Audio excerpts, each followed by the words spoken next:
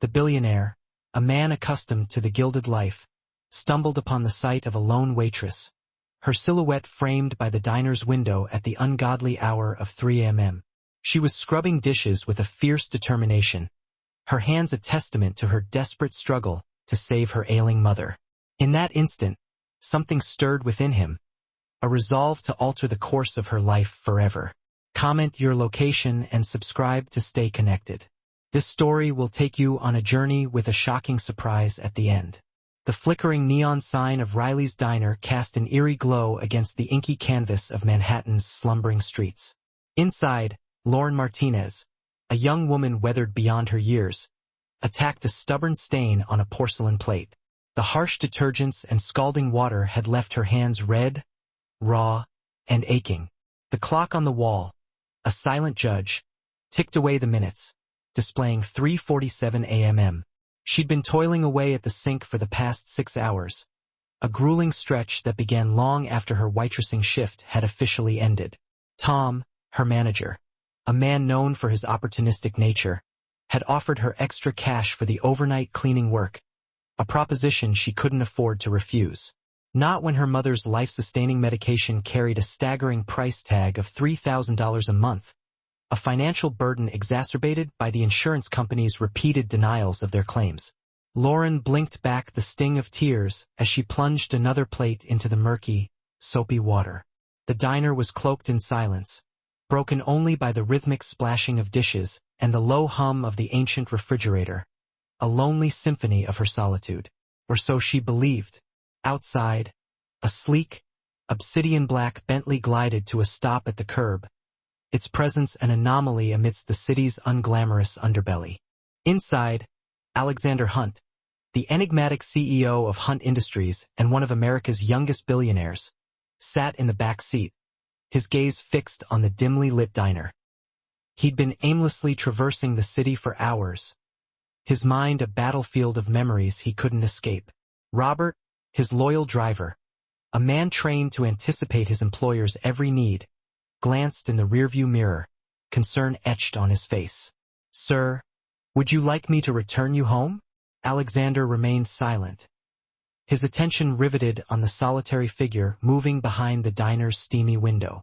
A young woman, her dark hair hastily pulled back in a messy ponytail, was washing dishes with an intensity that spoke of desperation. Something about the raw vulnerability of the scene resonated within him, stirring a long-dormant empathy. It was 3 o'clock in the morning. What was she doing here, sacrificing her sleep and well-being for a pittance? "Pull over," Alexander commanded, his voice a low rumble. "Sir," Robert began, hesitant to intrude on his employer's private thoughts. "I said pull over." Robert obeyed, maneuvering the Bentley to a discreet parking spot in front of the diner. Alexander emerged from the vehicle, adjusting his impeccably tailored suit jacket, a garment that likely cost more than Lauren earned in a year. Despite the late hour, he never compromised on his appearance, a reflection of his unwavering control and discipline. The antiquated bell above the diner door chimed as he entered, its sound cutting through the silence like a shard of glass. Lauren's head snapped up, startled by the unexpected intrusion. Her heart pounded in her chest as she took in the imposing figure standing in the doorway. He was tall, with dark hair that possessed a hint of silver at the temples, piercing gray eyes that seemed to penetrate her very soul, and an aura of power that filled the entire room. His suit, she estimated, probably cost more than she made in 6 months of relentless labor. "We're closed," she said, her voice barely above a whisper, laced with exhaustion and a hint of apprehension. Alexander remained motionless, his gaze unwavering. "The sign says 24 hours. Lauren glanced at the faded, weather-beaten sign on the door, its promise of round-the-clock service a relic of a bygone era. He was right, technically, though no one ever ventured into Riley's at this ungodly hour. She wiped her wet hands on her already damp apron, feeling suddenly self-conscious under his intense scrutiny. I can make you coffee, but the kitchen's closed." "Coffee is fine." She gestured to a booth near the window, its vinyl seats worn and cracked, then hurried behind the counter to start a fresh pot. Her hands trembled slightly as she measured out the coffee grounds, the aroma doing little to calm her frayed nerves. She could feel his eyes on her, dissecting her every move. Who was this man? And why was he here at this ungodly hour, disrupting the fragile peace of her solitude? Alexander settled into the booth, his gaze never leaving her. Up close, he could see the ravages of exhaustion etched into her face. The dark circles under her eyes, the subtle lines of worry that framed her mouth, the way her shoulders sagged with the weight of her burdens. Yet, beneath the weariness, there was something undeniably beautiful about her, a quiet strength and resilience that intrigued him. When the coffee was ready, Lauren approached the booth, carrying the steaming mug with cautious steps. "Cream and sugar are on the table," she said, already turning to retreat to the sanctuary of the kitchen. "Wait," she stopped, pivoting back to face him, her expression a mixture of curiosity and trepidation. "Yes? Why are you here at 3 o'clock in the morning washing dishes?" The question caught her completely off guard, piercing through her carefully constructed defenses. She opened her mouth to respond, then hesitated, unsure how to articulate the desperation that fueled her every action. It wasn't any of his business, yet something in his tone wasn't accusatory or judgmental. It was curious, concerned, even. "I needed the extra work," she finally said, the words clipped and devoid of emotion. "That's all. Sit down. I can't. I have to finish. Please."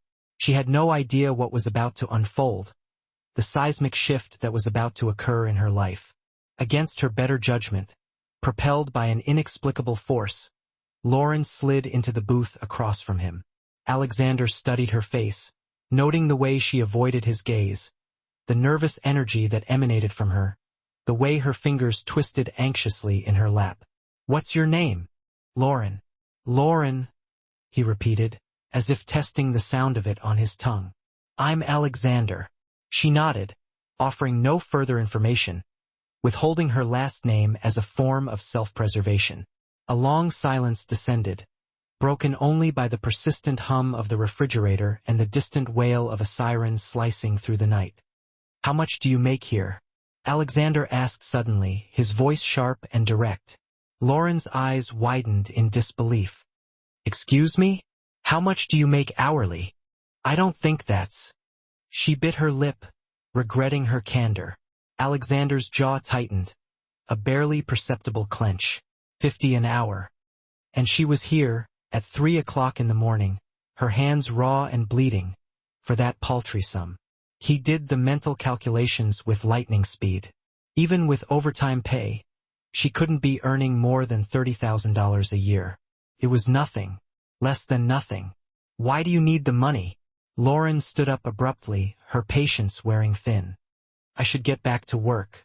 I'll pay you $1,000 to sit here and talk to me for an hour." She froze, her back rigid. That was nearly 2 weeks' worth of back-breaking labor, a sum that represented a lifeline in her current circumstances. She turned slowly, scrutinizing his face for any hint of deception or mockery. He wasn't joking. "Why?" she whispered, her voice trembling with a mixture of hope and disbelief. "Because I want to know your story."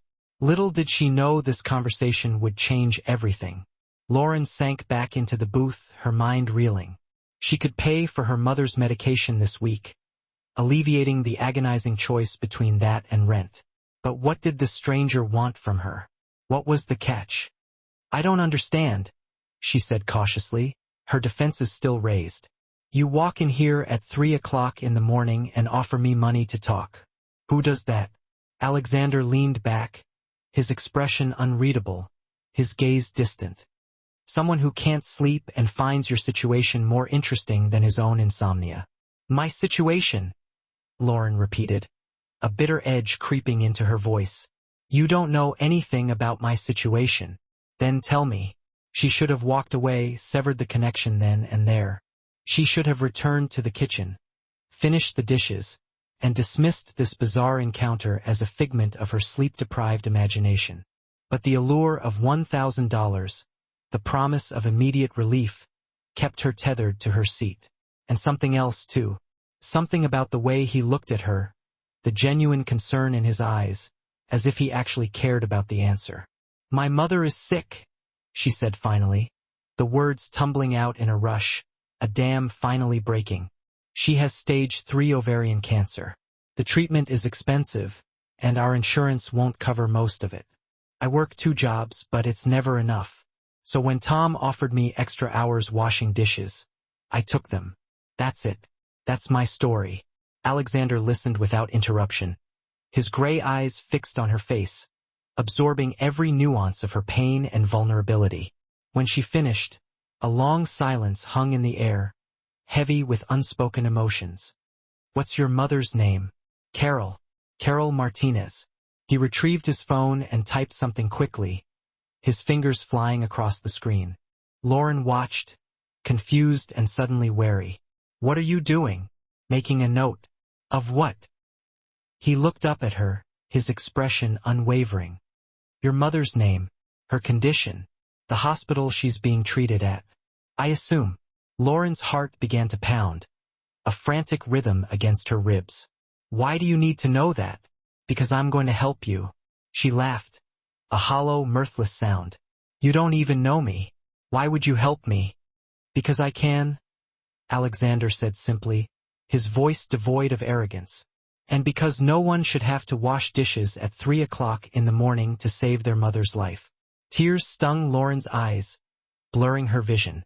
She blinked them back furiously, refusing to succumb to sentimentality. "I don't need charity. It's not charity.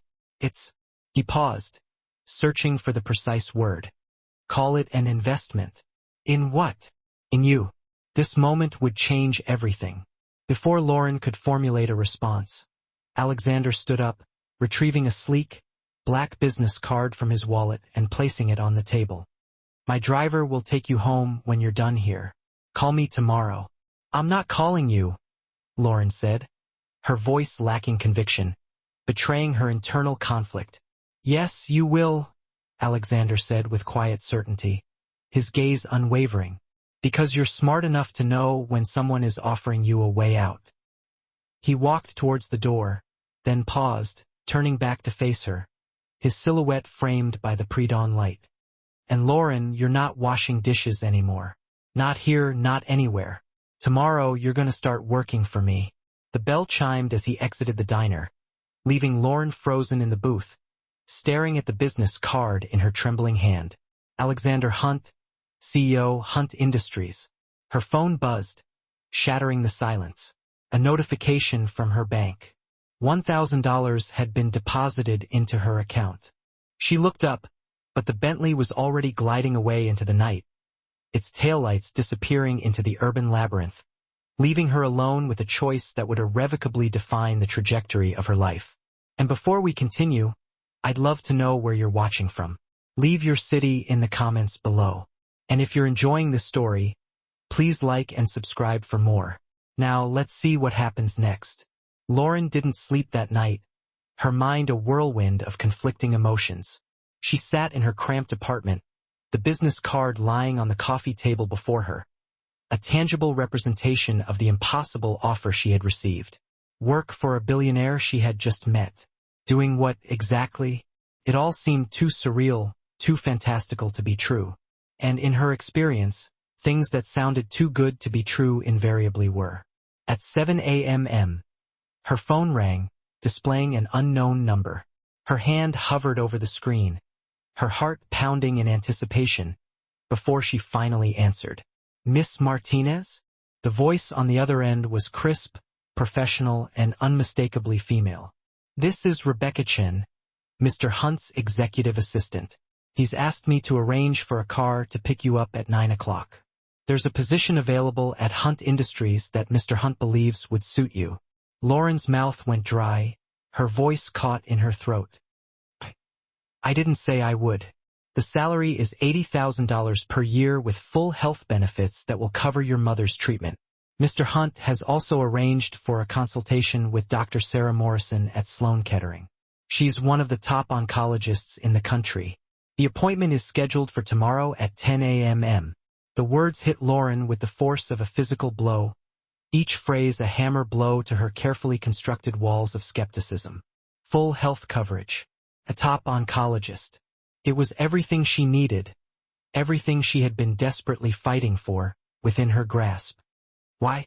Lauren whispered, her voice barely audible. I don't understand why he's doing this. There was a momentary pause on the other end of the line, as if Rebecca was choosing her words carefully. When she spoke again, her voice was softer, more empathetic. Mr. Hunt doesn't do anything without a reason. But I've worked for him for 5 years, and I've never seen him take such a personal interest in someone. Whatever his reasons, I'd suggest you take the opportunity.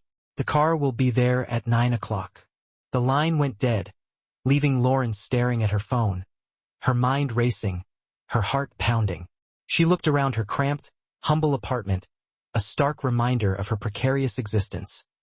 The stack of medical bills teetering precariously on the counter, the faded photo of her mother on the wall from before she got sick, a cherished image of a woman smiling, healthy, and full of life. With trembling fingers, she picked up the business card and dialed the number, her fate hanging in the balance. Alexander answered on the first ring, his voice calm and assured. I knew you'd call. I want to meet you first, Lauren said, attempting to maintain a semblance of control, to keep her voice steady despite the storm raging within her. Before I agree to anything, I need to know what you want from me. I want you to work for me. Doing what? Being yourself. She laughed bitterly, the sound devoid of humor. That's not an answer. It's the only answer I have right now, Alexander said, his voice unwavering. Look, I know this seems strange, but I'm offering you a legitimate job, Lauren. You'll be my personal liaison for a new community outreach program Hunt Industries is launching. Your job will be to identify people and causes that need help and to make sure that help gets to them. You've lived it. You know what it's like to struggle. That perspective is invaluable. Lauren remained silent, processing his words, her mind struggling to reconcile the fantastical with the practical. And my mother will get the best care available starting tomorrow. Yes. I can't pay you back. I'm not asking you to. She closed her eyes, feeling tears welling up again, a mixture of gratitude and disbelief threatening to overwhelm her. This doesn't make sense. It doesn't have to make sense, Alexander said quietly, his voice laced with a hint of vulnerability. It just has to help. Will you come? Lauren thought of her mother, lying in that sterile hospital bed, weak and frail, her spirit slowly being eroded by the relentless disease. She thought of the mounting debt, the sleepless nights, the constant fear that gnawed at her insides. And she thought of the man who had walked into a diner at 3 o'clock in the morning and offered her hope, a beacon in the darkness. I'll be ready at 9 o'clock, she said, her voice firm, her resolve solidified. When the black car pulled up to her building at precisely 9 o'clock, its polished exterior gleaming in the morning sun, Lauren was waiting outside, dressed in the only professional outfit she owned, a simple gray dress and black flats, her attire a stark contrast to the opulence she was about to enter. The driver opened the door for her with a deferential nod, and she slid into the plush leather seats, feeling as if she had stepped into another world, a realm far removed from the gritty reality she had always known. The Hunt Industries building was a gleaming tower of glass and steel that pierced the Manhattan skyline, a symbol of power and wealth in the heart of the city. Lauren had walked past it 100 times, never imagining that she would actually go inside, let alone ascend to its highest echelons. She was escorted to the top floor, a rarefied atmosphere of hushed elegance and breathtaking views, where Rebecca Chun, a polished woman in her 30s with kind eyes and an efficient manner, greeted her with a warm smile. Mr. Hunt is in a meeting, but he'll see you shortly, Rebecca said, leading Lauren to a conference room with floor-to-ceiling windows that offered a panoramic vista of the city. Can I get you anything? Coffee? Water? I'm fine, thank you, Lauren said, though her hands were trembling, betraying her inner turmoil. She sat down at the massive mahogany table, trying to calm her racing heart, her mind swirling with doubts and anxieties. She didn't belong here. She was a waitress from Queens with a high school diploma and a mountain of debt. What was she doing in a boardroom on the top floor of a billion-dollar company, about to embark on a journey into the unknown? But this was only the beginning. The door swung open and Alexander strode into the room, his presence commanding attention. He looked different in the daylight, even more imposing, more formidable somehow. His suit was charcoal gray, impeccably tailored to his lean frame, and his air of controlled power filled the room with the same intensity it had possessed in the diner. But when his eyes met hers, something in his expression softened, a flicker of warmth replacing the usual guardedness. "You came," he said, his voice a low rumble that resonated through her. "You didn't really give me a choice?" Lauren replied, a hint of defiance in her voice, though there was no genuine accusation in her tone. Alexander sat down across from her, his hands folded on the table, his gaze unwavering. "You always have a choice. You could have ignored my call, thrown away my card, stayed at the diner, and continued down the path you were on. Why are you doing this?" Lauren asked, the question she had been holding inside finally erupting to the surface, demanding an answer. "Really, I need to know." Alexander was quiet for a moment, his gaze drifting to the window, as if searching for the right words amongst the sprawling cityscape. When he spoke, his voice was lower, almost hesitant, as if he was delving into a part of himself he rarely revealed. "My mother died when I was 10. Cancer. My father was a construction worker, a good man, but he didn't have the money for the treatment she needed. We tried everything. Sold the house, borrowed from family, took out loans we couldn't afford. Nothing was enough. She died in pain. And my father, he was never the same after that. He was broken." Lauren's breath caught in her throat, a wave of empathy washing over her. "I'm so sorry. I built this company from nothing," Alexander continued, his eyes returning to hers, his voice gaining strength. "I swore that when I had the power to help people, I would. But somewhere along the way I forgot. I got caught up in board meetings and profit margins and forgot what it was all for. Until I saw you last night, washing dishes at 3 o'clock in the morning for the same reason I used to work 3 jobs as a teenager. To save someone you love." Tears streamed down Lauren's cheeks, unchecked, unbidden. She didn't try to hide them, allowing herself to feel the full weight of her emotions, the relief of finally being seen, of finally finding someone who understood. "I don't know what to say. Say you'll take the job. Say you'll let me help your mother. Say you'll give me a chance to remember what it means to do something that actually matters." She didn't know he had just made the biggest decision of his life. Lauren wiped her eyes with the back of her hand, her voice thick with emotion. "Okay, I'll do it." Alexander's expression didn't change, his face remaining a mask of composure, but something in his eyes lit up, a spark of genuine happiness that radiated through the room. "Good. Rebecca will handle all the paperwork. You'll start on Monday. In the meantime, focus on your mother. The appointment with Dr. Morrison is tomorrow at 10 o'clock. I'll have a car take you." "Thank you," Lauren whispered, her voice filled with gratitude. "You don't have to keep thanking me," Alexander said, standing up, his tone brooking no argument. "Just show up. Do the work. That's all I ask." But as he walked her to the door, his hand briefly touched her shoulder, a fleeting contact that sent a jolt of electricity through her veins, a sensation that had nothing to do with gratitude. She looked up at him, and for a moment, their eyes locked, a silent exchange of something deeper, something more profound than either of them was ready to acknowledge. Alexander pulled his hand away quickly, his expression returning to its usual controlled mask, the moment of vulnerability vanishing as quickly as it had appeared. But Lauren had seen it, that flicker of something more, something that hinted at a connection that transcended the professional, something that both intrigued and frightened her.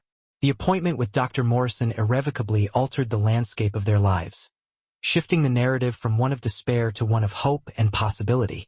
The oncologist, a woman in her 50s with warm brown eyes and a calm, reassuring presence, possessed a rare combination of clinical expertise and genuine compassion. She reviewed Carol Martinez's files with meticulous attention, asking probing questions, ordering new tests, and explaining treatment options that Lauren had never even heard of before. possibilities that had been previously obscured by the limitations of their insurance coverage. "There's a clinical trial," Dr. Morrison said, looking between Lauren and her mother, her voice filled with cautious optimism. "It's shown remarkable results for stage 3 ovarian cancer. The treatment would be fully covered, and based on your mother's condition, I believe she'd be an excellent candidate." Carol, who had been silent throughout the consultation, her face etched with a mixture of fear and resignation, finally spoke, her voice barely above a whisper. "How much would it cost?" "Nothing, doctor," Morrison said gently, her eyes filled with empathy. "Mr. Hunt has established a fund to cover all medical expenses for patients referred through his foundation. Your only job is to focus on getting better, to channel all your energy into healing and recovery." Lauren watched her mother's face crumple, her carefully constructed defenses shattering as she began to cry, years of pent-up fear and anxiety finally erupting in a torrent of emotion. She reached over and took her hand, her own tears starting to fall, a mixture of relief, gratitude, and overwhelming joy. For the first time in months, she felt something that had seemed impossible, a glimmer of hope in the face of seemingly insurmountable odds. That evening, propelled by an overwhelming sense of gratitude, Lauren returned to Hunt Industries, determined to thank Alexander in person for the life-altering opportunity he had given her and her mother. Rebecca showed her to his office, a massive, impeccably furnished space with glass walls that offered a panoramic view of the city, a visual representation of the power and influence he wielded. Alexander was standing at the window, his phone pressed to his ear, speaking in rapid, clipped tones about quarterly projections and market shares, the intricate language of high finance. He looked every inch the billionaire CEO he was, a man consumed by the demands of his vast empire. But when he saw Lauren standing in the doorway, his expression softened, his demeanor shifting from detached authority to genuine warmth. He ended the call abruptly, dismissing the complexities of the business world with a simple phrase. "I'll call you back." He set the phone down and turned to face her, his gaze searching hers. "How did it go?" "She's starting the trial next week," Lauren said, her voice thick with emotion, tears threatening to spill over once more. "Dr. Morrison thinks there's a real chance, a good chance." Something in Alexander's expression softened, the hard edges of his face relaxing, revealing a glimpse of the compassionate soul beneath. "I'm glad," he said simply, his voice sincere. "I don't know how to repay you," Lauren said, her voice filled with a mixture of awe and humility. "I don't know how to even begin to." "You don't repay kindness," Alexander interrupted gently, his gaze unwavering. "You pass it forward. You pay it forward. That's the whole point of the program. I want you to run it. You've been on the receiving end of desperation, of helplessness, of being trapped by circumstances beyond your control. Now you'll be on the giving end of hope, a lifeline to those who feel like they're drowning." Lauren nodded, wiping at her eyes, her heart swelling with a sense of purpose she had never known before. "When do I start?" "Monday. Rebecca will get you set up with an office, a budget, and a team. But first—" He hesitated, then reached into his desk drawer and pulled out a thick folder, placing it on the desk between them. "There's something I need you to do this weekend." Lauren opened the folder, her brow furrowing in concentration as she examined the contents. Inside were documents, reports, and photographs pertaining to a homeless shelter in the Bronx, a vital community resource that was teetering on the brink of closure due to a critical lack of funding. There were photos of families, their faces etched with worry and uncertainty. Children, their eyes reflecting a world they were too young to understand. Elderly people, their bodies frail and vulnerable, clinging to the last vestiges of dignity.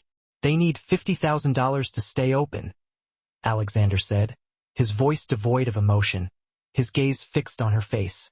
"I want you to go there, talk to the director, assess what they need, then come back and tell me if it's worth saving." "Worth saving?" Lauren looked up at him, her expression confused and slightly offended. "It's a shelter. Of course it's worth saving." "Then convince me," Alexander said, his voice challenging. "Show me why." Make me understand what it means to the people who depend on it. That's your job, Lauren. To be the bridge between the people who need help and the resources that can provide it. To translate human suffering into actionable solutions. What happened next shocked everyone, including Alexander himself. Lauren dedicated the entire weekend to immersing herself in the world of the shelter, volunteering her time, observing the daily operations, and connecting with the residents on a personal level. She talked to the director, Maria, a woman in her 60s who had been running the place for 20 years, fueled by a fierce dedication and an unwavering commitment to serving the underserved, despite operating on a shoestring budget and facing countless bureaucratic hurdles. She met families who had lost their homes to crippling medical debt, veterans struggling with the invisible wounds of PTSD, teenagers who had aged out of the foster care system with nowhere to go and no one to turn to. She listened to their stories, documented their experiences, took photos that captured their raw vulnerability, and felt her heart break and rebuild itself a dozen times over, her empathy deepening with each encounter.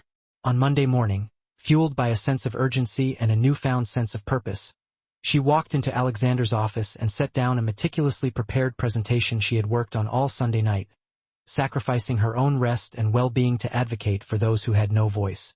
The shelter serves an average of 200 people per month, she began, her voice steady despite her nerves, her gaze unwavering. $50,000 seems like a lot, but it's actually a conservative estimate. They need a new heating system to protect residents from the harsh winter months, roof repairs to prevent leaks and water damage, and funding for a part-time social worker to help residents find jobs, access government assistance programs, and secure permanent housing. She paused, taking a deep breath, her passion building with each word. Maria has been using her own meager salary to cover food costs for the past 3 months, sacrificing her own well-being to ensure that no one goes hungry. Alexander listened without interrupting, his gray eyes fixed on her face, absorbing every nuance of her presentation, his expression unreadable. But the money isn't the most important part, Lauren continued, her voice resonating with conviction. What matters is what the shelter represents. A beacon of hope in a sea of despair. A sanctuary for those who have nowhere else to turn. It's proof that someone cares, that even when you've lost everything, there's still a place that will take you in. A community that will embrace you. She paused, her voice softening, her eyes filled with emotion. I met a woman there, Sarah, who's a registered nurse. She lost her job when she had to take time off to care for her sick daughter, who was battling a rare form of leukemia. Without the shelter, she and her daughter would be sleeping in her car, exposed to the elements with no access to basic necessities. But because of Maria, because of what that shelter provides, Sarah is back on her feet, regaining her independence and rebuilding her life. She starts a new job next week, a testament to the transformative power of compassion and community. When she finished, a profound silence filled the room, broken only by the distant hum of the city. Alexander stood up and walked to the window, his back to her, his posture rigid, his thoughts inscrutable. Lauren's heart sank, a wave of disappointment washing over her. Had she said something wrong? Pushed too hard? Failed to convey the urgency of the situation? You're hired, Alexander said quietly, his voice barely audible. Lauren blinked, taken aback by his unexpected pronouncement. I thought I already was. He turned around, his face no longer masked by its usual composure, his eyes revealing something she had never seen before, vulnerability, a glimpse into the depths of his soul. I mean, really hired. Not just as a liaison, but as my partner in this, as an equal, as someone I can trust implicitly. He paused, taking a deep breath. I've spent years writing checks and attending galas, but I've lost touch with what it actually means to help people, with the human connection that fuels genuine philanthropy. You haven't. You understand it in a way I never could, because you've lived it, because you've experienced the pain and the hardship firsthand. Partner. Lauren repeated the word, feeling its weight on her tongue, its significance almost too big to comprehend. I'll fund the shelter, Alexander said, his voice firm, his resolve unwavering. And you'll find 10 more just like it, then 20, then 100. We're going to build something real, Lauren. something that transcends mere donations, something that actively changes lives and creates a ripple effect of hope. She didn't know what to say, overwhelmed by the magnitude of his offer, by the depth of his trust, by the sheer audacity of his vision. She just nodded, tears streaming down her face, feeling the weight of responsibility settle upon her shoulders. A burden she was more than willing to carry. Trust, purpose, a chance to matter, to make a difference in the world, to use her experiences to help others. It was everything she had ever wanted, everything she had ever dreamed of, all wrapped into one extraordinary opportunity. Over the next few weeks, Lauren threw herself into the work with unbridled passion and unwavering dedication, driven by a deep-seated desire to make a tangible difference in the lives of those less fortunate. She visited community centers, schools, hospitals, and halfway houses, seeking out the unsung heroes and the forgotten corners of the city. She met people who reminded her of herself. Desperate, struggling, fighting to survive against all odds, clinging to the last vestiges of hope. And she brought their stories back to Alexander, who listened with an intensity that sometimes surprised her, his initial skepticism gradually eroding as he witnessed the transformative power of her empathy and her unwavering commitment to social justice. He asked questions, challenged her assumptions, pushed her to think bigger, to expand her vision, to explore innovative solutions to complex social problems. But he also trusted her judgment in a way no one ever had before, valuing her lived experiences as a source of unique insight and invaluable perspective. They began spending more time together, their working relationship evolving into something more complex, more intimate, more challenging. Late nights in his office, poring over proposals and strategizing about new initiatives. Early morning coffee meetings, brainstorming ideas and debating the merits of various approaches. Countless hours spent visiting community organizations, listening to the stories of the marginalized, and witnessing the power of collective action.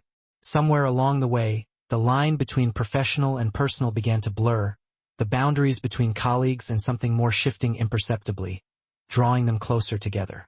Lauren found herself noticing things she shouldn't. The way Alexander's eyes crinkled at the corners when he almost smiled, a rare and precious sight. The fleeting moments when his carefully controlled facade slipped and she caught a glimpse of the vulnerable man beneath. A glimpse that resonated with her own hidden pain. The way he always made sure she ate during their long work sessions, quietly having food delivered without making a fuss about it, a subtle act of thoughtfulness that touched her deeply. And Alexander, for his part, couldn't stop watching her, captivated by her passion, her intelligence, her unwavering commitment to justice, and the quiet strength that had first drawn him to her in that diner at 3 o'clock in the morning. The passion in her voice when she talked about the people they were helping. The way she lit up when a project succeeded. The quiet strength that had first drawn him to her in that diner at 3 o'clock in the morning. He knew he was crossing a line, venturing into dangerous territory. She worked for him, and a relationship between them would be inappropriate, unprofessional, and potentially devastating. And yet, he seemed powerless to resist the pull.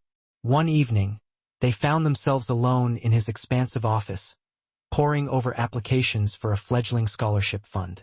The hour was late, well past midnight, and the city sprawled beneath them, a glittering tapestry of lights. "You should head home," Alexander said, his voice laced with concern as he noticed the weary droop of Lauren's shoulders. "You've been here for 14 hours straight." "So have you," Lauren retorted gently, a faint smile playing on her lips. "I'm accustomed to it," he replied, a hint of defensiveness creeping into his tone. "So am I," she countered, her smile widening. "Remember, I used to wash dishes until dawn, back when I was trying to make ends meet." He winced, the memory of her past life a stark contrast to her present. "That's different." "Why? Because you wear a suit now and I don't?" He had no ready answer, the disparity hanging heavy in the air. They locked eyes across the mahogany desk, an unspoken tension thrumming between them, a feeling neither dared acknowledge. "Lauren," Alexander began, his voice barely above a whisper, "we should talk about—" His phone shattered the fragile moment, its insistent ring cutting through the stillness. He glanced at the screen, his expression clouding over. "I have to take this." He turned towards the panoramic window, his voice dropping low and strained as he spoke into the phone. Lauren couldn't discern the words, but she saw the rigid set of his shoulders, the white-knuckled grip of his free hand. When he hung up, he stood motionless for what felt like an eternity, his back still turned to her. "Alexander," Lauren asked softly, her heart filled with apprehension. "What's wrong?" "My father," he finally said, the words heavy with dread. "He had a stroke. He's in the hospital." Lauren's heart lurched with a sharp pang of sympathy. "Oh my God, you need to go." "He won't want to see me," Alexander said, his voice flat and devoid of emotion. "We haven't spoken in 5 years. Why not?" He finally turned to face her, the raw, unguarded pain in his eyes laid bare. "Because when I finally earned my first $1 million, I offered to pay off all his debts, to buy him a house, to give him everything he'd ever wanted. And he refused. He accused me of forgetting my roots, of turning into the kind of person who believes money can solve everything. We fought, and I said things I can't ever take back. He told me not to come back until I remembered what actually mattered." The pieces clicked into place in Lauren's mind, illuminating the motivations behind his actions. The community outreach program, the homeless shelter, his relentless drive to help those in need. "You're trying to prove him wrong," she said gently, understanding dawning in her eyes. Alexander's jaw tightened, his eyes hardening. "I'm trying to prove him right, that I haven't forgotten, that I still care about something more than profit margins and stock prices." "Then go to him," Lauren urged, her voice filled with compassion. "Show him what you've been doing. Tell him about the shelter, the scholarship fund, all of it. Let him see who you really are. What if it's too late? What if it's not?" She crossed the room and took his hand, her touch tentative yet firm. It was the first time she'd touched him with intention since that fleeting moment at his office door weeks ago. His fingers closed around hers, his grip tight, and for a moment, they simply stood there, holding on to each other as if their lives depended on it. "Come with me," Alexander said suddenly, his voice laced with desperation. "What?" "To the hospital, please. I don't want to do this alone." And in that instant, Lauren realized she was falling for him, and falling hard. Not for the billionaire CEO, not for the man who had generously saved her mother, but for the broken, vulnerable person standing before her, his eyes pleading for help. "Okay," she whispered, her voice trembling with emotion. "I'll come with you." The hospital was cold and sterile, a symphony of harsh fluorescent lights and the pervasive, antiseptic smell of illness and decay. Alexander navigated the labyrinthine corridors with a grin set to his jaw, his hand still firmly clasped in Lauren's. She didn't pull away, finding strength in their shared connection. They located his father's room on the 4th floor. Through the small window in the door, Lauren could see an elderly man lying in the hospital bed, his face pale and gaunt, surrounded by a tangle of tubes and blinking monitors. He looked small, somehow diminished by illness, a sight that brought back painful memories of her own mother's battle. Alexander halted just outside the door, his hand hovering over the handle, unable to bring himself to push it open. "He looks so old," he whispered, his voice thick with emotion. "When did he get so old?" "Alexander?" The voice came from behind them. They turned to see a nurse approaching, her expression etched with sympathy. Are you William Hunt's son?" "Yes," Alexander confirmed, his voice barely audible. "How is he?" "Stable. The stroke was significant, but he's responding to treatment. The doctor will want to speak with you about his prognosis and the recovery plan." She hesitated, then added gently, "He's been asking for you." Alexander's carefully constructed facade cracked, just for a fleeting moment. "He has? Every time he wakes up, he keeps saying your name." Lauren squeezed his hand, offering silent encouragement. "Go to him." Alexander took a deep, steadying breath and pushed open the door. Lauren instinctively started to stay outside, wanting to give them some semblance of privacy, but his grip on her hand tightened, preventing her from leaving. "Please," he pleaded again. His eyes filled with unspoken fear, so she followed him inside. William Hunt's eyes were closed, but they flickered open as Alexander approached the bedside. For a long moment, Father and son simply stared at each other. A lifetime of unspoken words and unresolved emotions hanging heavy in the air. "Alex," William said finally, his voice rough and weak. "You came?" "Of course I came," Alexander replied, his voice edged with a mixture of raw emotion, hurt, anger, relief. "I'm your son." "I know," William said, his eyes drifting to Lauren. I didn't think." He trailed off, his gaze lingering on Lauren with a flicker of curiosity. "Who's this?" "This is Lauren Martinez," Alexander said, introducing them. "She works with me, Lauren. This is my father, William." Lauren stepped forward, offering a small, tentative smile. "It's nice to meet you, Mr. Hunt." William studied her with a sharp, appraising gaze that reminded her so much of Alexander's own. "Martinez, you're the girl whose mother is sick, the one Alex has been helping." Lauren blinked in surprise, glancing at Alexander, who had the grace to look slightly embarrassed. "I may have mentioned you to my father," he said, avoiding her gaze. Before we stopped talking." "You called me 3 months ago," William said, his voice gaining a little strength. "Drunk at 2 in the morning, rambling about a waitress you'd met who reminded you why you started the company in the first place. I thought you'd completely lost your mind." Alexander's face flushed crimson. "I wasn't drunk. You were emotional, which for you is the same thing," William countered, a hint of amusement in his tone. But there was no malice in his voice, just a kind of weary affection. "And then you told me about this program you were starting, the shelters, the scholarships, all of it. You said you were trying to remember what I taught you about helping people, about not losing yourself in the pursuit of money." Tears stung Lauren's eyes. She'd had no idea that Alexander had been thinking about her even then, that their brief encounter had affected him so deeply. "I should have called you back," William continued, his voice breaking with emotion. "I should have told you I was proud, but I was stubborn and angry, and I thought I had more time." "Dad," Alexander said, his voice thick with unshed tears. "I'm sorry for the things I said, for staying away. I was trying to prove something to you, but I should have just—" "You already proved it," William interrupted, his voice laced with a newfound warmth. "You proved it when you walked into that diner at 3 in the morning and saw someone who needed help. You proved it when you hired Lauren. When you funded that shelter, when you started actually caring again about something other than profit margins. You became the man I raised you to be. I just wish I'd told you that before I ended up in this damn hospital bed." Little did they know, this heartfelt conversation would heal wounds that neither of them had thought could ever mend. Alexander sank into the chair beside the bed, his hand still gently clasping his father's. Lauren quietly moved to sit in the corner of the room, giving them space but staying close enough to offer her silent support. They talked for hours, delving into the past, acknowledging their regrets, and lamenting the years they'd wasted being angry instead of simply being family.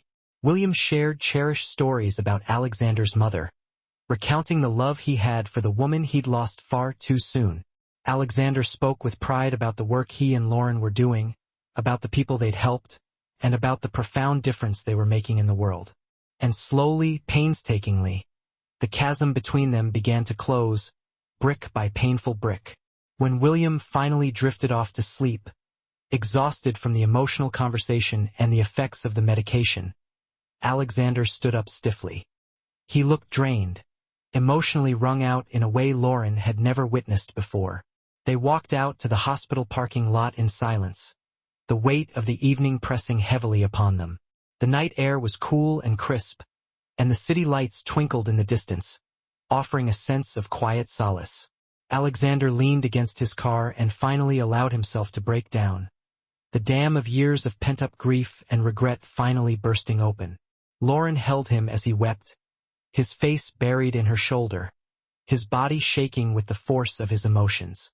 "I thought I'd lost him," he said when he could finally speak, his voice choked with sobs. "I thought I'd waited too long." "You didn't," Lauren said softly, gently stroking his hair. "You're here now. That's what matters." He pulled back to look at her, the raw emotion on his face making her breath catch in her throat. "Thank you," he said, his voice thick with gratitude, "for coming with me. For everything." "Alexander," Lauren, he interrupted, his voice low and intense, cutting off her words before she could speak. I know I shouldn't say this. I know it's unprofessional and inappropriate and breaks every rule about employer-employee relationships. But I can't keep pretending I don't feel it. Lauren, you've changed my life. From that first night in the diner, you made me remember who I wanted to be. And somewhere along the way, I stopped seeing you as just someone I was helping. I started seeing you as someone I can't imagine my life without.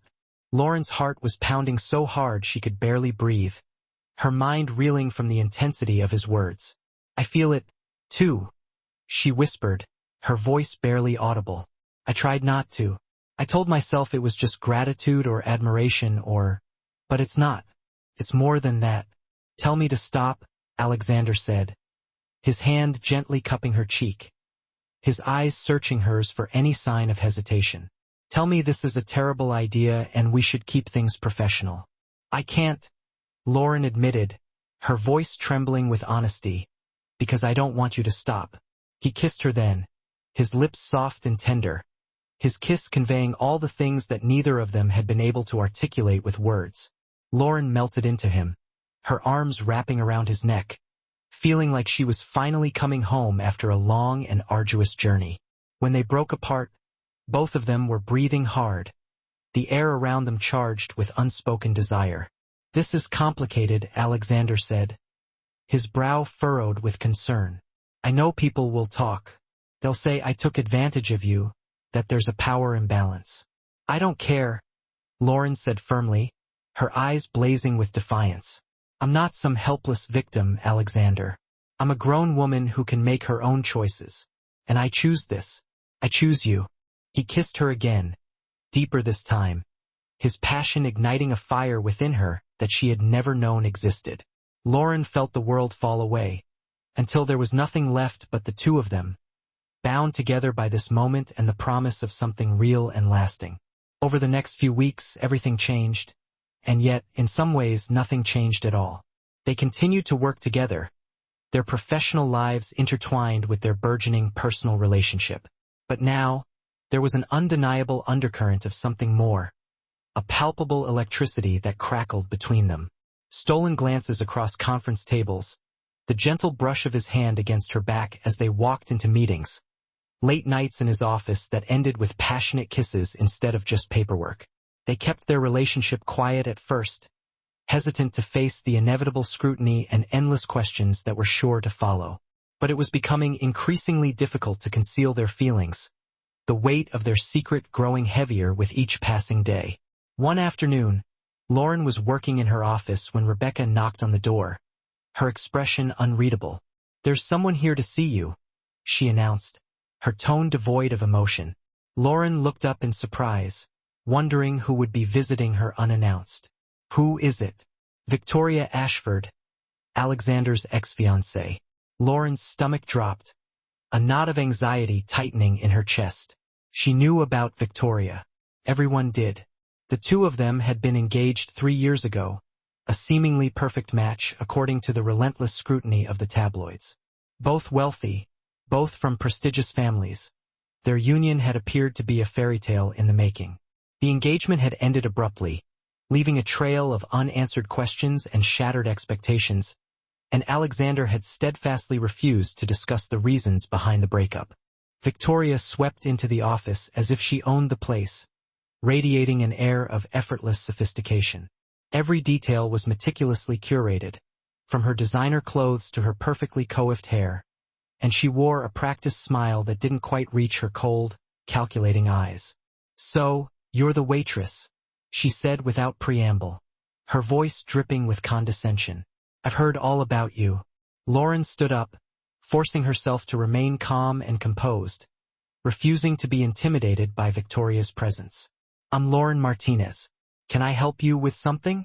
I'm here to give you some advice, Victoria said, settling into a chair without being invited, her eyes raking Lauren up and down with undisguised disdain. Alexander has a pattern. He finds someone who needs saving, throws money at the problem, and convinces himself it's love. He did it with me, too. My father's company was failing, and Alexander swooped in like a knight in shining armor. We got engaged. And then, when the crisis was over and I didn't need rescuing anymore, he lost interest. I don't believe you, Lauren said, but her voice wavered, betraying her growing unease. Don't you? Victoria leaned forward, her voice dropping to a conspiratorial whisper. Ask yourself honestly, would he have even looked at you twice if you hadn't been washing dishes at 3 in the morning, desperate and struggling? He doesn't love you, Lauren. He loves the idea of you, the project, the redemption story. And when he gets bored or finds someone else to save, you'll be left with nothing. Get out, Lauren said, her voice shaking with barely suppressed anger. Victoria stood up gracefully, unfazed by Lauren's outburst. I'm just trying to save you some heartbreak, but if you want to learn the hard way, be my guest.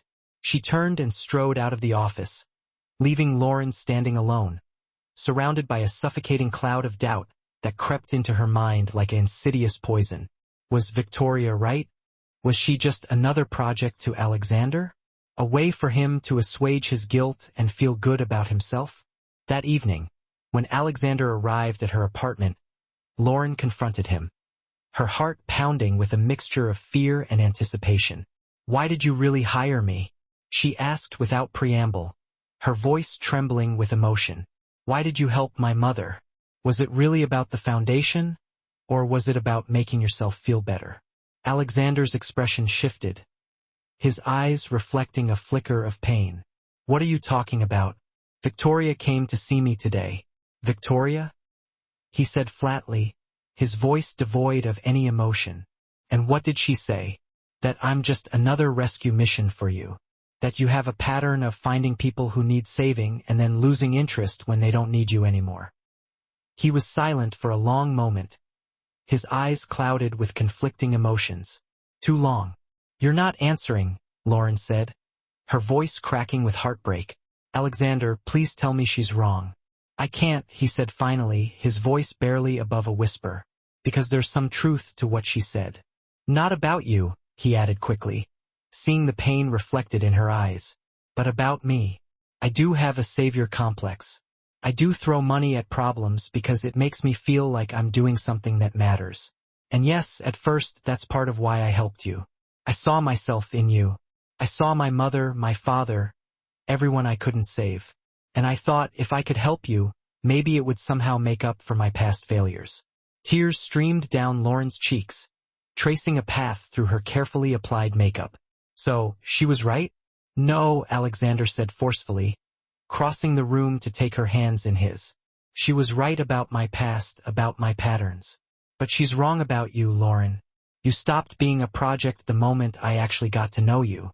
When I watched you fight for that shelter, when you challenged me to think bigger, when you held my hand in that hospital and didn't judge me for being broken, I fell in love with you. Not the idea of you. You. How do I know that's true?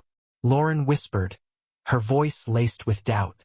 How do I know this isn't just another pattern repeating itself? Because I'm terrified, Alexander admitted, his voice raw with honesty. With Victoria, with everyone else, I always had control. I could walk away whenever I wanted. But with you, I'm in too deep. If you left, it would destroy me. That's how I know it's real. Because for the first time in my life, I'm not the one in control. You are. Lauren searched his face, scrutinizing his every expression, looking for any hint of deception. But all she saw was raw honesty, vulnerability, and fear, the same fear that gnawed at her own heart. I'm scared, too, she confessed, her voice trembling with emotion. Everything happened so fast. 6 weeks ago, I was washing dishes at 3 in the morning, and now I'm working for a billionaire and falling in love with him. Feels like a fairy tale, and fairy tales don't exist in real life. Maybe they do, Alexander said softly, his eyes filled with a hopeful glimmer. Maybe we just have to be brave enough to believe in them. She kissed him then, pouring all her fear and hope and love into that single, desperate kiss. And when they finally broke apart, breathless and trembling, she knew what her answer was. I believe you, she whispered, her voice filled with newfound conviction. I believe in us. But what she didn't know was that believing wouldn't be enough to protect them from the storm that was about to break. The next morning, Lauren woke to the incessant ringing of her phone. groggy and disoriented. She reached for it and saw dozens of missed calls and text messages. Her heart began to pound with a growing sense of dread as she opened the first message. It was a link to a tabloid article. The headline screamed, "Billionaire CEO Alexander Hunt's new love interest, former waitress Lauren Martinez. Another charity case or true love?" Below was a grainy photo of them kissing in the hospital parking lot, their faces illuminated by the harsh glare of the streetlights. Someone had been watching. Someone had been waiting for the perfect moment to strike. Lauren felt a wave of nausea wash over her. She scrolled through the article, each word a sharp knife twisting in her gut. Sources close to Hunt Industries suggest that Martinez, a former diner waitress with no college education, was hired by Hunt after he encountered her working a late-night shift. While Hunt's representatives claim Martinez holds a legitimate position within the company's philanthropic division, critics question whether her relationship with the CEO is appropriate, given the power imbalance and the fact that Hunt is reportedly funding her mother's cancer treatment. Is this a modern-day Cinderella story? Or is Martinez simply the latest in Hunt's pattern of rescue missions? The comments section was even worse, a cesspool of anonymous cruelty and unfounded accusations. People she'd never met, spewing vicious and hateful things about her character, her motives, and her worth. Gold digger, social climber. Using her sick mother to manipulate a rich man. Lauren's hands shook uncontrollably as she scrolled through the endless stream of vitriol. Her phone rang again. "Alexander," she answered, her voice barely a whisper. "Have you seen it?" "I'm handling it," Alexander said, his voice tight with controlled fury. "My PR team is already drafting a response. We'll sue the tabloid for invasion of privacy. It doesn't matter," Lauren interrupted, her voice laced with despair. "They're not wrong, are they? About the power imbalance? About how this looks? Lauren, people are saying I slept my way into a job, that I'm using you, that I'm taking advantage of your money to help my mother." Her voice broke, the weight of the accusations finally crushing her spirit. What if they're right? What if I am just another rescue mission? "Stop," Alexander commanded, his voice laced with urgency. "Lauren, listen to me. This is what Victoria wanted. This is why she came to see you. She knew if she planted the seed of doubt, if she made you question us, the media would do the rest. Don't let them win." "I need to think," Lauren said, her voice barely audible. "I need space. Lauren, please." She hung up, severing the connection. For the rest of the day, she ignored his calls, his texts, the lavish bouquet of flowers he sent to her apartment, each gesture a reminder of the chasm that now seemed to yawn between them. She sat alone, staring at her mother's photo, trying to untangle the web of lies and half-truths, trying to discern what was real and what was just desperation dressed up as love. That evening, there was a knock on her door. She opened it, expecting to see Alexander, but instead, her mother stood there, a determined glint in her eyes. Carol Martinez, thin and frail from the ongoing cancer treatment, but with an unyielding fire burning within her. "Mom," Lauren gasped, her voice filled with surprise and concern. "What are you doing here? You should be resting." "I saw the article," Carol said, walking into the apartment with surprising firmness. "And I came to tell you that you're being an idiot." Lauren blinked, taken aback by her mother's uncharacteristic bluntness. "What? You're letting fear and other people's opinions ruin the best thing that's ever happened to you?" Carol said, sinking down onto the couch, her gaze unwavering. "Do you love him?" Yes, but—" "No buts," Carol interrupted, her voice firm. "Do you love him, Lauren? Not his money, not what he can do for you. Him." Lauren sank down beside her mother, tears streaming down her face. "Yes, I love him so much it terrifies me." "Good," Carol said, taking her hand, her touch surprisingly strong. "That's how you know it's real. Now let me tell you what I see. I see a man who walked into a diner in the middle of the night and saw my daughter, not as a project, but as a person worth knowing. I see a man who not only saved my life but gave you the chance to save others. I see a man who looks at you like you hung the moon. And I see my daughter, who's worked her entire life for everything she has. convinced she doesn't deserve happiness because it came in an unexpected package. But what if everyone's right? Lauren whispered, her voice laced with doubt. What if I am just a charity case? Then be a charity case, Carol said fiercely, her eyes blazing with defiance. Be a gold digger, a social climber, whatever they want to call you. Who cares? The only opinion that matters is yours and his. Do you think he loves you? Yes. Do you love him? Yes. Then that's all that matters, Carol declared, her voice ringing with conviction. Everything else is just noise. And honey, you've spent your whole life fighting. Don't stop fighting now just because the battle looks different. Lauren looked at her mother. The strong, brave woman who had raised her alone, who had faced cancer with unwavering dignity, who had never let the world dictate what she could or couldn't do. And she realized her mother was right. She had been so consumed by the fear of what other people thought that she had forgotten to listen to her own heart. I need to see him, Lauren said, standing up abruptly, her determination renewed. Carol smiled, her eyes crinkling at the corners. Then go. Lauren grabbed her coat and ran out of the apartment, hailing a cab and giving the driver Alexander's address, her heart pounding with a mixture of anticipation and trepidation. When she arrived at his penthouse, the doorman recognized her and let her up without question, a silent acknowledgement of the bond that now connected her to the man inside. She knocked on the door, and Alexander opened it immediately, as if he had been waiting by it all evening. His gaze fixed on her with an intensity that made her breath catch in her throat.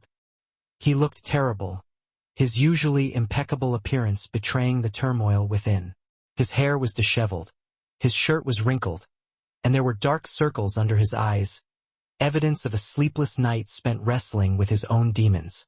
Lauren, he breathed, his voice thick with relief. I'm sorry, she said, her voice trembling with emotion, for running, for doubting us, for letting fear make me stupid. You have nothing to apologize for, Alexander said, his voice filled with genuine remorse. I should have been more careful. I should have protected you from this. I don't need protection, Lauren interrupted, stepping inside the luxurious apartment, suddenly feeling more at home than she ever had before. I need partnership. I need you to trust that I can handle the scrutiny, the gossip, all of it, because I can.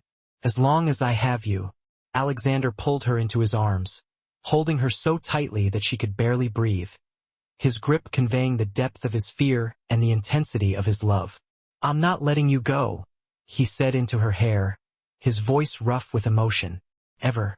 I don't care what the tabloids say, what my board thinks, what anyone believes. You're mine, and I'm yours, and that's all that matters. I love you, Lauren said, her voice filled with unwavering conviction. I love you, Alexander. Not because you saved my mother or gave me a job. I love you because you're kind and broken and trying so hard to be better. Because you see people, really see them. And because when you look at me, I feel like I matter. You do matter, Alexander said fiercely, pulling back to look at her, his eyes shining with unshed tears. You matter more than anything. They kissed then, a desperate, hungry kiss that poured months of longing and fear and love into a single, electrifying moment. And this time, Lauren didn't pull away. This time, she let herself fall completely, trusting in the strength of their connection and the unwavering belief in their love. The next morning, they woke up tangled together in Alexander's bed, sunlight streaming through the floor-to-ceiling windows, casting a warm glow upon their intertwined bodies. Lauren had never felt more at peace, her heart filled with a sense of contentment and belonging that she had never known existed. I have an idea, Alexander said, propping himself up on one elbow, his eyes sparkling with mischief. A terrible, impulsive, completely reckless idea. I'm listening, Lauren said with a small smile, her hand tracing the strong line of his jaw. Let's go public. Not with a carefully crafted PR statement, but for real. Let's do a joint interview. Tell our story on our terms. Show them that this isn't a scandal or a rescue mission. It's just two people who found each other when they needed it most. Lauren considered his suggestion, weighing the potential risks and rewards. It was undeniably risky, a bold move that would undoubtedly open them up to even more scrutiny and criticism. But it would also reclaim their narrative, wresting control from the grasping hands of the tabloids and allowing them to define their relationship on their own terms. "Okay," she said, her voice filled with newfound confidence. "Let's do it." 2 weeks later, they sat down for an interview with a respected journalist known for her fair and thoughtful reporting. A woman who had built her career on integrity and a commitment to truth. The interview aired on a major network, capturing the attention of the nation, and Lauren watched nervously from the green room as it began, her heart pounding with a mixture of anticipation and anxiety. "Mr. Hunt, Ms. Martinez, thank you for joining me today," the journalist began, her voice warm and engaging. "Your relationship has certainly sparked a great deal of public interest, and I appreciate you taking the time to share your story with our viewers." The camera panned to Alexander, who sat beside Lauren, his hand resting reassuringly on her knee. He smiled, his eyes reflecting a quiet confidence. "Thank you for having us. We wanted to set the record straight and share our story in our own words." The journalist turned to Lauren, her gaze sympathetic.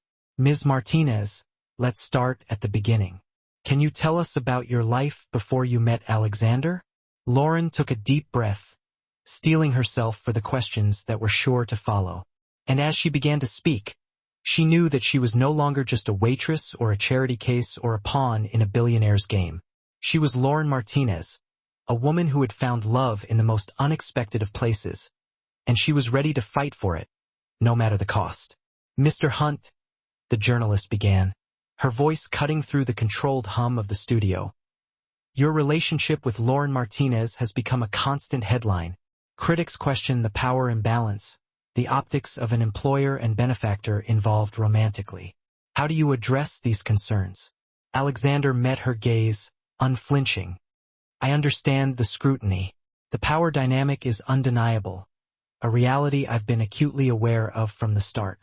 But the tabloids paint a simplistic and frankly inaccurate picture. Lauren isn't, and has never been, someone I could control or manipulate.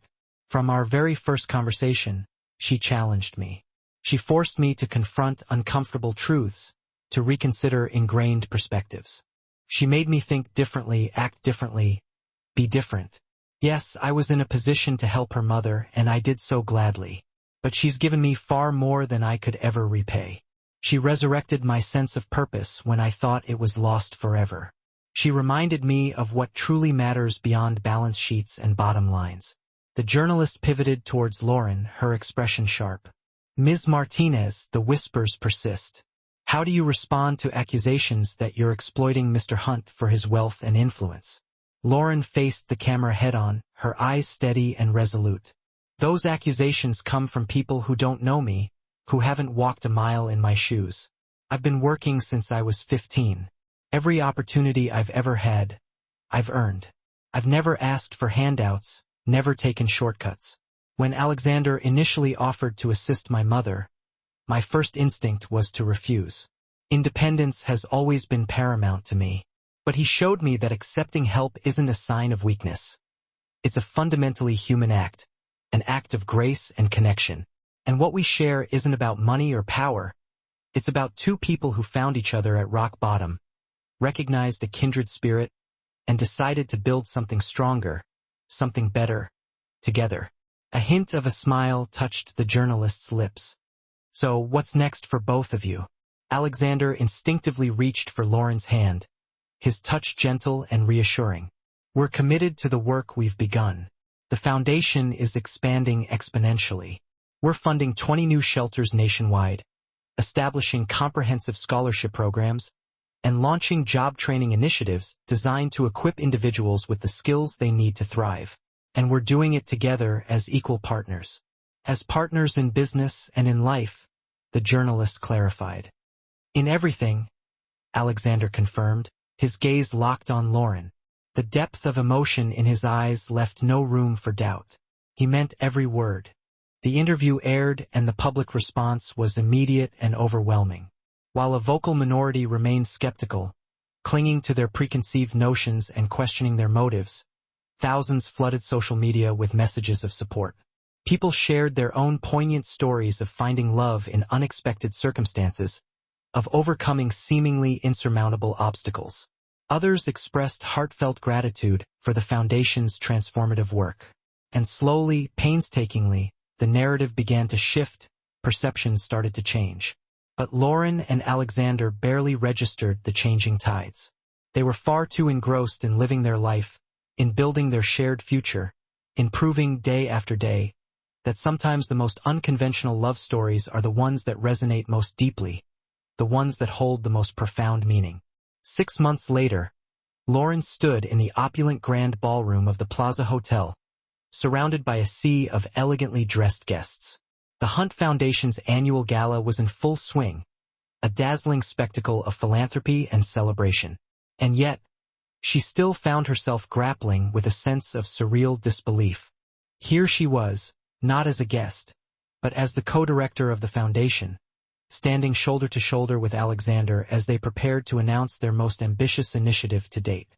"Ladies and gentlemen," Alexander announced into the microphone, his hand resting protectively on the small of Lauren's back. "Thank you all for being here tonight. A year ago, I was operating under a fundamentally flawed definition of success. I measured it in profit margins, stock prices, quarterly reports. But I was profoundly mistaken. True success isn't quantifiable in dollars and cents. It's measured in lives changed, in hope restored, in second chances offered and embraced."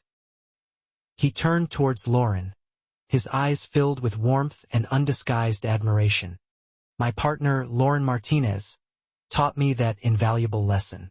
She reminded me that behind every statistic, there's a person. Behind every number, there's a story waiting to be heard. And tonight, we are honored to announce the expansion of the Hunt Foundation's community outreach program to 50 cities across America. We're not just funding shelters and scholarships. We're building comprehensive community centers, implementing innovative job training programs, and establishing free medical clinics in underserved areas. We're creating a robust, sustainable network of support for those who need it most." The room erupted in thunderous applause, a wave of appreciation washing over them. Lauren stepped up to the microphone, her hands trembling slightly despite her best efforts. Public speaking still triggered a surge of nervous energy, but she'd learned to push past her discomfort, to harness her fear and channel it into passion. "A year ago, I was washing dishes at 3 in the morning, struggling to keep my head above water, desperately trying to save my mother's life," she said, her voice gaining strength and conviction. "I know what it's like to feel invisible, to work multiple jobs and still struggle to make ends meet, to be one unforeseen crisis away from losing everything. The people we're helping aren't just abstract statistics, they're me. They're you. They're anyone who's ever struggled, who's ever needed a hand up, not a handout. And with your unwavering support tonight, we're going to reach thousands more." Another wave of applause reverberated through the ballroom. As Lauren stepped back from the podium, Alexander took her hand and squeezed it gently. "You were amazing," he whispered, his eyes sparkling with pride. "So were you," she whispered back, her heart overflowing with love and gratitude. The rest of the evening unfolded in a blur of handshakes, heartfelt conversations with generous donors, and profound expressions of thanks from individuals whose lives the foundation had irrevocably touched. But Lauren's most cherished moment came later in the evening when she spotted her mother across the room. Carol Martinez looked healthier, more vibrant than she had in years. The experimental clinical trial had worked wonders. Her cancer was in complete remission, and she'd been cancer-free for 4 glorious months. It felt like a miracle, a testament to the power of hope and unwavering determination. Lauren still offered up silent prayers of gratitude every single day. Carol walked over with a radiant smile, enveloping Lauren in a warm, tight hug. "I'm so incredibly proud of you, baby," she said, her voice thick with emotion. "Look at everything you've accomplished." "We accomplished it together, Mom," Lauren insisted, squeezing her hand. "You taught me to never give up, to fight for what truly matters, and you're doing just that." Carol glanced at Alexander, who was engaged in conversation with a group of prominent donors nearby. "He's good for you, Lauren. You know, I wasn't entirely sure at first, but I see it now. The way he looks at you, the way you look at him. That's real love, honey. Lauren felt tears well up in her eyes. I know, Mom. I'm so lucky. You're not lucky, Carol corrected gently, a mischievous glint in her eye. You're brave. You took a chance on something that scared you, and look where it led. Later that night, after the gala had ended and all the guests had departed, Lauren and Alexander stood on the expansive balcony of his penthouse apartment, gazing out at the glittering cityscape spread out before them. Lauren was still wearing her elegant gown, a deep emerald green creation that Alexander had insisted on buying for her, though she'd initially protested, feeling unworthy of such extravagance. This is your world now, too, he'd said, his voice firm but gentle, as he presented it to her. Stop acting like you don't belong in it. And tonight, for the first time, she truly felt like she belonged, like she'd finally found her place. What are you thinking about? Alexander asked, wrapping his arms around her from behind, his breath warm against her neck. Everything, Lauren said softly, leaning back against him. How incredibly different my life is now. How terrified I was a year ago. How much has changed. Do you regret any of it? Not for a second, Lauren said, turning in his arms to face him, her eyes shining with sincerity. Not even the hard parts. Especially the hard parts, she added, her voice barely a whisper. They made us stronger, more resilient, more deeply connected. Alexander smiled, that rare, genuine smile that she'd learned to treasure above all else. I have something for you. Alexander, you just threw a gala for the foundation. You don't need to give me anything else. It's not about need, he interrupted, reaching into his jacket pocket. It's about want, and I want to give you this. He pulled out a small velvet box, and Lauren's heart skipped a beat. Before you panic, Alexander said quickly, a hint of amusement in his voice. This isn't what you think it is. I know we've only been officially together for 6 months, and I don't want to rush you or pressure you in any way, but I wanted you to have this as a promise. A promise that I'm in this for the long haul, that I'm not going anywhere, that you're it for me. He opened the box to reveal a delicate necklace, a fine platinum chain suspending a small, exquisitely cut diamond pendant. It was breathtakingly beautiful, but understated, elegant, and timeless. Exactly Lauren's style. It's perfect, Lauren whispered, tears streaming down her face. Will you let me put it on you? She nodded, her throat too tight to speak, and turned around. Alexander's hands were incredibly gentle as he fastened the clasp around her neck. When she turned back to face him, he cupped her face in his hands, his gaze filled with tenderness. I love you, Lauren Martinez. You changed my life, Lauren. You made me remember what it means to be human, to be vulnerable, to be truly alive. And I promise you, no matter what comes next, we'll face it together. I love you, too, Lauren said, her voice choked with emotion. And I'm holding you to that promise. They kissed, a soft, sweet, lingering kiss, as the city lights twinkled below them like a million scattered diamonds. And in that moment, Lauren realized that fairy tales were real. They just didn't always look the way you expected them to. Sometimes they started with a stranger walking into a diner at 3 o'clock in the morning. Sometimes they were messy and complicated and filled with doubt and uncertainty. But when they were real, when they were built on honesty and trust and genuine, unwavering love, they were worth every moment of fear and uncertainty. 3 months later, Lauren sat in Dr. Morrison's office with her mother, anxiously awaiting the results of Carol's latest scan. Her hands were clasped tightly in her lap, and Alexander sat beside her, his presence a steady source of comfort. The scans are clear, Dr. Morrison said with a warm, reassuring smile. No signs of cancer. Carol, you're officially in long-term remission. Lauren burst into tears, and Carol wasn't far behind. They embraced each other tightly, crying and laughing at the same time, a mixture of relief and overwhelming joy. Alexander quietly squeezed Lauren's shoulder, offering silent support. Thank you, Carol said to Dr. Morrison, her voice trembling with emotion. Thank you for everything you've done for me. You should really thank Mr. Hunt, Dr. Morrison said, nodding towards Alexander. Without his foundation's funding for this clinical trial, we wouldn't have been able to offer you this potentially life-saving treatment. Carol turned to Alexander, her eyes shining with gratitude. I don't know how to thank you for giving me my life back. You already have, Alexander said quietly. His gaze locked on Lauren. By raising an incredible daughter who taught me what truly matters. That evening, Lauren and Alexander returned to the humble diner where they'd first met, the place where their improbable love story had begun. It had been Alexander's idea, and Lauren had been hesitant at first. So much had changed since that fateful night, but as they sat in the same worn booth where they'd first talked, she realized just how much this unassuming place meant to both of them.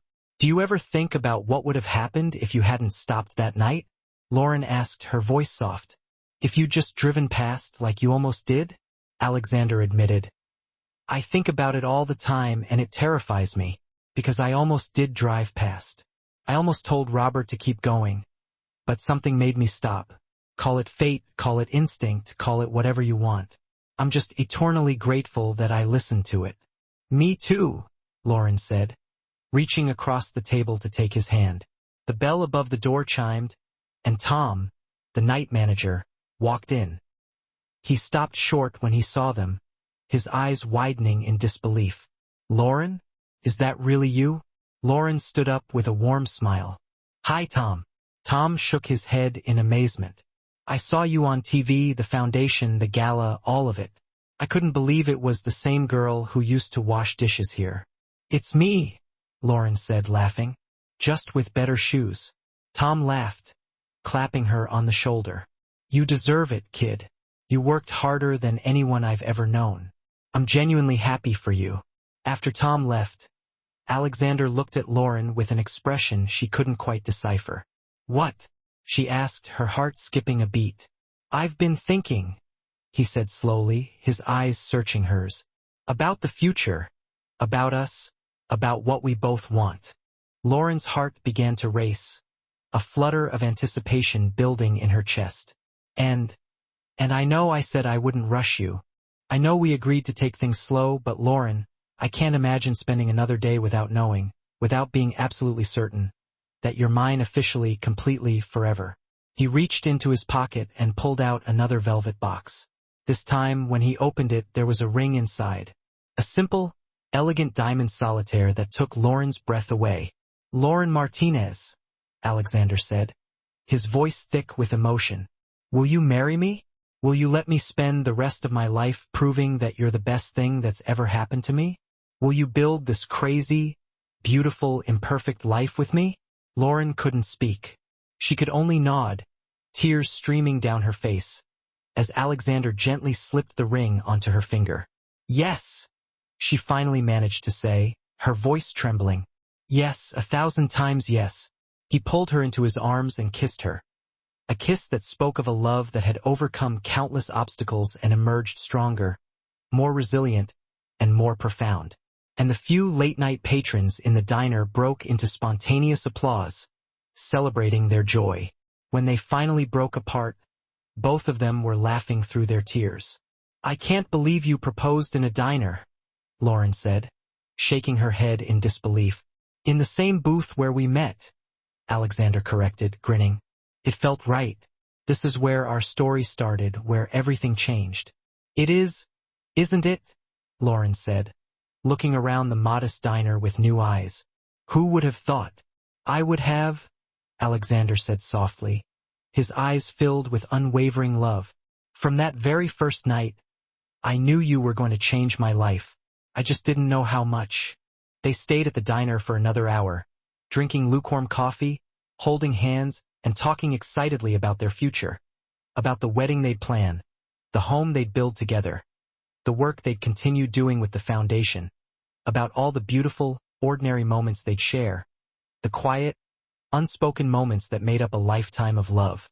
When they finally left, hand in hand, the night air was cool and crisp, the city was quiet, and the streets were mostly empty. It was 3 o'clock in the morning, the same time Alexander had first walked into that diner a year ago. Full circle, Lauren said softly, squeezing his hand. The beginning of a new one.